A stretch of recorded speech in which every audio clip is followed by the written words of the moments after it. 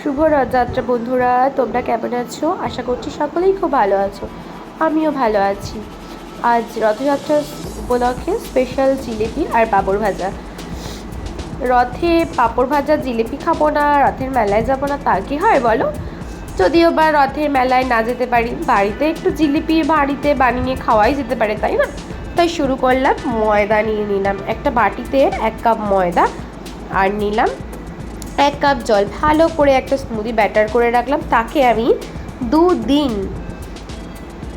পুরো ভিজিয়ে রেখে দিয়েছিলাম একটা থালা দিয়ে চাপা দিয়ে। তারপর ওটাকে খুলে তারপরের দিনও আমি 1 কাপ ময়দা আর একটু সামান্য জল দিয়ে একটা মোটা একটা ব্যাটার, ঘন ব্যাটার করে নিলাম।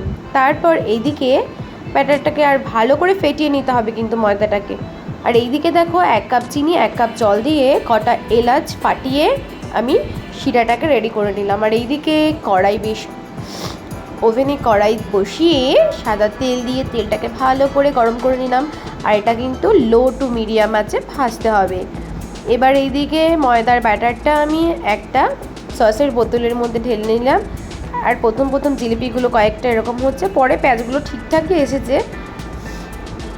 তবে জিলিপিগুলো যেমনই দেখতে হোক না কেন, খেতে কিন্তু অসাধারণ হয়েছিল। পুরো দোকানের থেকে কোনো অংশে টেস্টটা কিন্তু কম নয়। যেহেতু আমি ময়দাটাকে ভিজিয়ে রেখেছিলাম 2 দিন আগে, তারপর আবারও একটু ময়দা দিয়ে মেখে করলাম। তো জিলাপিটা তোমাদের কেমন লাগলো অবশ্যই পুরো ভিডিওটা দেখে কমেন্ট করে জানিও। এ দেখো ভাজা হয়ে গেছে। এবার আমি একে একে রসে চুবিয়ে চুবিয়ে তুলে নিচ্ছি। দেখো জিলাপিগুলো কেমন হয়েছে রসের থেকে তোলার পর, অবশ্যই কিন্তু জানিও কমেন্ট করে।